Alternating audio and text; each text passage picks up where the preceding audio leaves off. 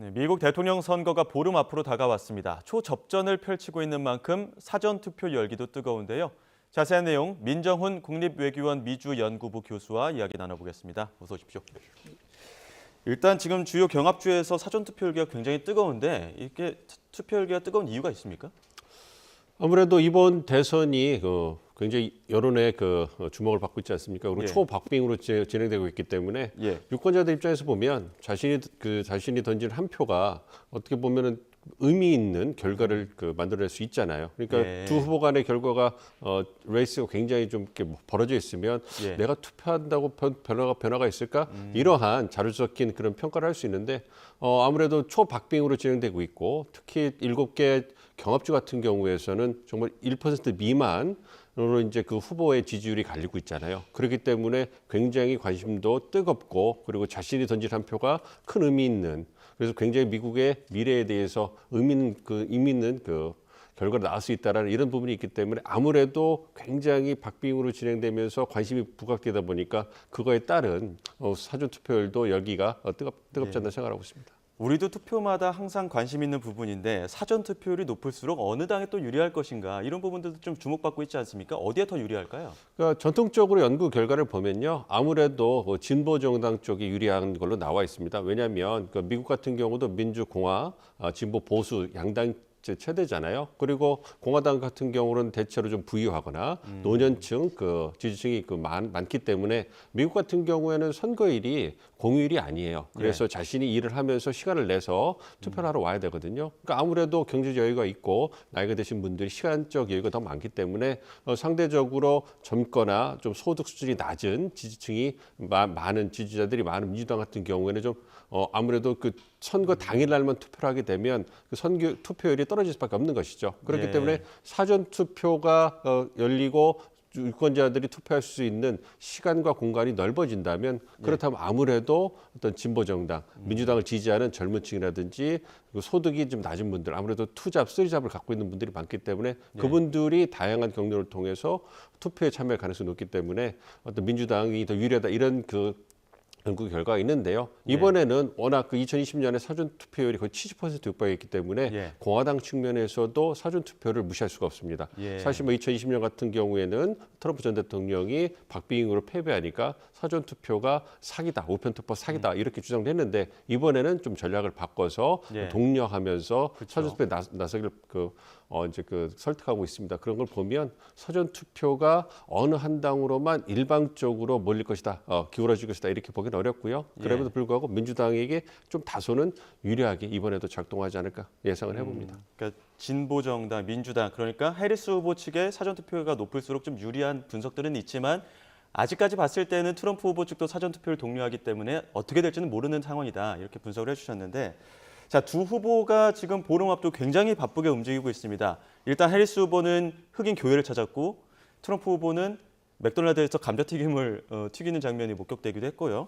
자, 먼저 해리스 후보의 교회 예배 참석, 이건 어떤 전략이 있다고 봐야 됩니까? 아무래도 60세 생일을 맞이하셔서 조지아주에 있는 흑인 교회를 방문하셨다잖아요. 그러니까 이게 두 가지가 딱 해리스 후보가 처하고 있는 상황을 반영해 주는 것이죠. 조지아주 대표적인 선벨트의 경합주, 거기에서 요즘 흑인의 전통적인 민주당 지지층인 흑인의 표심이 좀 이상하다. 민주당에서 이틀한다. 이러한 여론조사 결과가 나와가지고 민주당 측에서 좀 굉장히 긴장하고 있는 이런 상황입니다. 물론 후속 여론조사를 보니까 그렇지는 않다. 흑인의 표심이 여전히 민주당 해리스 후보에게 향하고 있다. 이러한 후속 여론조사가 나와가지고 좀 마음을 놓긴 했습니다만 그래도 아무래도 아주 여전히 긴장을 하고 있겠죠. 그렇기 때문에 조지아주 흑인 인구가 굉장히 많아요. 그래서 한 3분의 1 정도 되기 때문에 30% 넘는 유권자를 구성하기 때문에 흑인의 표심이 어디로 가느냐.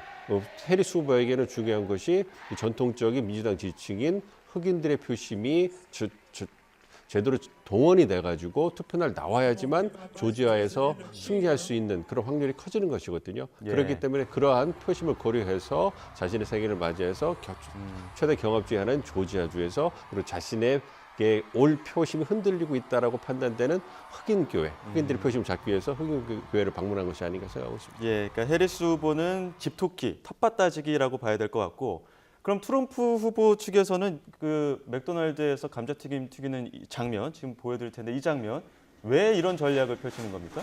아무래도 해리스 후보하고 마찬가지의 상황인 거죠. 자신에게 그 약한 면을 갖다 좀 보완하기 위한 퍼포먼스가 아닌가 생각을 하죠. 뭐 트럼프 전 대통령 같은 경우는 모든 사람들이 다 아는 금수저 출신 아니겠습니까? 그러니까요. 그리고 예. 억만장자이기 때문에 사실 트럼프 전 대통령이 저렇게 그 미국의 대표적인 서민 식당이라고 하는 맥도날드에서 무슨 그 아르바이트라든지 어떤 그 경험이 있겠습니까? 물론 트럼프 전 대통령이 햄버거를 즐긴다는 그러한 그 후문이 있습니다만 그럼에도 불구하고 트럼프 전 대통령에게는 좀 부족하다고 할 수 있는 친서민 행보 이런 걸 통해 가지고 트럼프 전 대통령이 서민의 삶과 직결돼 있고 서민의 삶을 잘 이해하는 그런 대통령 후보라는 점을 강조하고 있는 것이고 그리고 이와 더불어서 해리스 후보가 뭐 대학 다닐 때 맥도날드에서 아르바이트를 했다 예. 이런 주장을 했는데 그런 것이 근거가 없는 얘기고 그냥 주장을 하는 것이다. 이런 부분에 대해서 반박하기 위한 그러한 그 정치적 포석도 있는 것이 아닌가 생각하고 있습니다. 예, 그 해리스 후보가 과거에 그 맥도날드에서 아르바이트를 했다 이런 주장이 있었는데 그거에 대한 이제 반박 아니다 그런 아르바이트를 한 적이 없다 이런 걸 좀 강조하기 위한 이제 행보도 그렇습니다. 비슷하게 있는 것 같은데요. 자, 양측의 치열한 신경전이 뭐 더욱 더 과열되고 있는 모습들이 있습니다. 발언들도 굉장히 강해지고 있는데 이런 발언들은 좀 어떻게 바라보고 계십니까? 그러니까 이 두 후보의 발언의 수위가 세진다는 것은 그만큼 그 지금의 레이스가 굉장히 치열하다는 겁니다. 예. 그러니까 좀 몇 달 전을 생각해 보시면 그 7월 달에 트럼프 전 대통령이 총기 비격 사건 이후에 공화당 전당대회를 할 때 통합의 메시지를 내면서 굉장히 온화하고 예. 포용적인 모습을 보였잖아요. 예. 그것은 어떤 그 분위기를 반영하는 거냐면 자신이 승기를 잡았다. 자신이 승기를 잡았기 때문에 국가 지도자로서 예. 네거티브한 그런 내용보다는 긍정적인 내용을 하면서 뭔가 통합 메시지, 어떤 그 국가 지도자로서 나라를 이끌겠다 이런 느긋한 모습을 보여주는 것이거든요. 그렇지만 그 상황이 굉장히 바뀌게 돼서 치열한 경쟁을 하고 있으니까 치열한 경쟁을 하게 되면 현상을 변경시키거나 자신에게 유리하게 끌고 오는 그런 선거 전략이 필요합니다. 그걸 위해서는 상대방 후보를 공격해서 현상을 뭔가 흔들려고 하는 그런 노력이 필요하거든요. 예. 그러한 부분을 두 후보가 다 보여주고 있는 것이죠. 그러니까 트럼프 후보 같은 경우에는 해리스 후보의 정신, 예.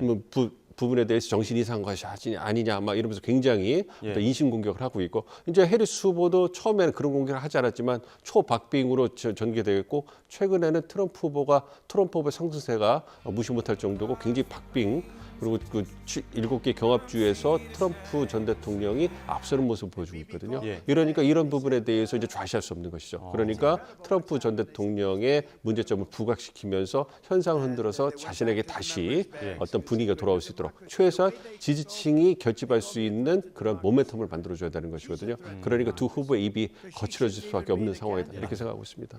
트럼프 후보의 입이야 워낙 거칠었던 게 유명하고 많이 좀 익숙하지만 해리스 후보 입장에서는 그렇게 그 거친 이야기를 할수록 원래 갖고 있던 그 유권자층이 좀 흔들린 건 아니냐 이런 분석들도 나오고 있는데 어떻게 바라보십니까? 그렇죠. 그런 부분이 고려가 되는 것이죠. 그러니까 말씀해 주신 것처럼 해리스 후보가 지난 몇 달 동안 보여준 것처럼 계속 상승하는 모습, 지지 상승하는 모습을 보여줬다면 이렇게 거친 그런 설전을 펼치지는 않았을 거예요. 그런데 이제 그 상승되던 지지율이 좀 이렇게 흔들리고 좀 빠지면서 그리고 트럼프 지지층이 결집하면서 굉장히 여론조사가 박빙이고 트럼프의 박빙 우위로 지금 바뀌고 있는 상황이거든요. 그렇기 때문에 보다 더 강한 모습을 보여줘서 지지층을 결집할 수 있는 모습. 그러니까 지지층 일각에서는 왜 해리스 후보는 트럼프 전 대통령처럼 그렇게 강하게 공격하고 강한 모습을 보여주지 않느냐 이러한 불만도 있거든요. 그러한 부분을 이제 고려한 것 같은데 말씀해 주신 것처럼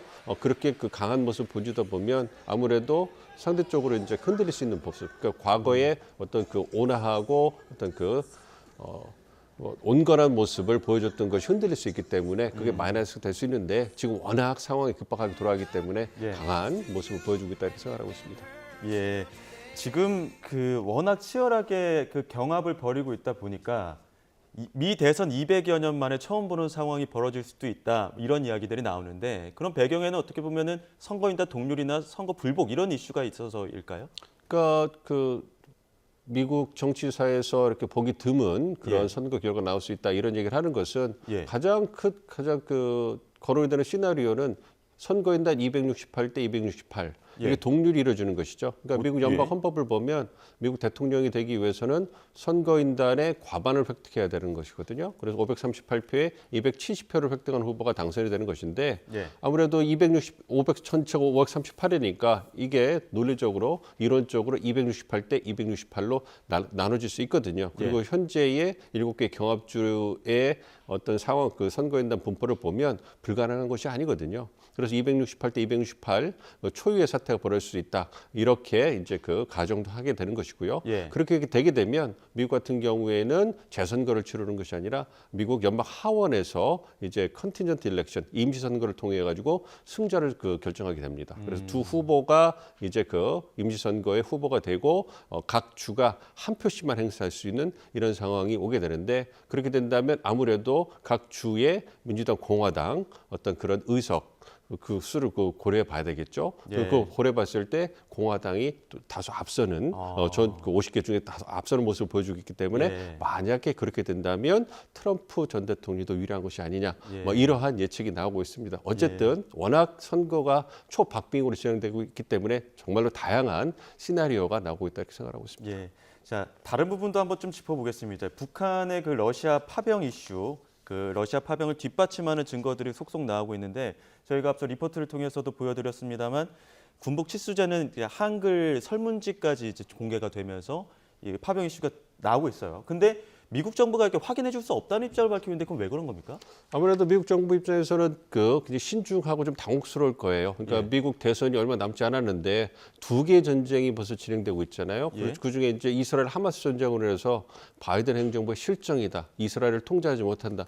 이러한 비난 여론이 거세지면서 굉장히 곤욕스러운 상황인데 사실 우크라이나 전쟁 같은 경우에는 미국 유권자들에게는 어느 정도 잊혀진 전쟁이었단 말이에요. 예. 그런데 북러 군사협력에 이어서 그리고 지금 말씀하신 것처럼 북한의 어떤 군 파병으로 인해 가지고 다시금 그것이 부각되고 있는 상황이거든요. 그것이 바이든 행정부 입장에서는 결코 달갑지 않은 상황인 거죠. 그래서 두 가지 고려가 있다고 생각해요. 대선 전에 또 다른 바이든 행정부 실정을 부각시키는 것이 곤욕스럽기 때문에 최대한 신중한 입장을 보이는 것이 아니냐 이것이 있고요. 두 번째 북한 군들이 파병된다고 하는데 과연 그분들이 그 군인들이 그 전투병이냐 특수부대 출신이냐 이 부분에 대해서는 아직 정확하게 나온 것이 없거든요. 대체로 전문가들의 시각은 뭐냐면 전투병이기보다는 아무래도 공병이라든지 비전투군이어서 뭔가 부족한 병력이라든지 후방에서 지원하는 역할을 하는 것이 아니냐 이러한 분석이 아직은 더 힘을 얻고 있거든요. 예. 그런 부분을 고려해가지고 어떤 그 전선에 북한군이 파병됐다 이렇게 좁게 분석을 하고 그런 부분에서는 아직까지 확인해 줄 수 없다. 이렇게 해서 좀 신중한 모습을 보이는 것이 아닌가 생각하고 있습니다. 예. 그러니까 지금 북한군이 파병이 돼서 후방에서 지원을 하든 전방에서 군사 전략을 같이 이제 좀 키워가든 그런 부분에서 봤을 때는 어쨌든 지금 이 전쟁이 길어질 확률이 점점 더 높아지고 있다 이렇게 나오고 있거든요. 미 대선 결과에 따라서 또 우크라이나전이 좀 많이 좀 양상이 달라질 것 같은데 어떻습니까? 그렇습니다. 해리스 후보가 당선이 되게 되면 전쟁은 또 길어지긴 할 겁니다. 왜냐하면 아무리 우크라이나에 대해서 지속적인 지원을 한다고 해리스 후보가 공언을 했기 때문에 우크라이나에 대한 지원을 할 건데 문제는 바이든 행정부 초기처럼 우크라이나에 대한 군사 지원을 대규모로 할 수 있을까 미국이 이 부분에 대해서는 의구심이 있습니다. 그렇기 때문에 과거처럼 대규모의 군사 지원을 하지 못하나 우크라이나를 지속적으로 지원한다는 명분을 이어나갈 거기 때문에 전쟁이 소강 상태에 빠지면서 좀 길어지지 않을까 이렇게 예상을 하고 있고요. 만약에 그 트럼프 후보가 당선이 되면 공언한 것처럼 최대한 빨리 전쟁을 끝나겠다 이렇게 공언을 하고 있기 때문에 우크라이나에게 굉장히 불리한 상황이 전개될 가능성이 큽니다. 물론 그렇다고 해서 트럼프 후보가 얘기하는 것처럼 단기간에 전쟁이 끝날 가능성은 없습니다만 전황이 러시아 쪽으로 이제 서서히 유리하게 전개되는 모습을 보이면서 우크라이나에게 다소 불리한 어떤 정전협정이 맺어질 가능성이 크지 않은가 이렇게 생각하고 있습니다. 예, 알겠습니다. 여기까지 듣겠습니다. 지금까지 민정훈 국립외교원 미주연구부 교수와 함께했습니다. 고맙습니다. 네.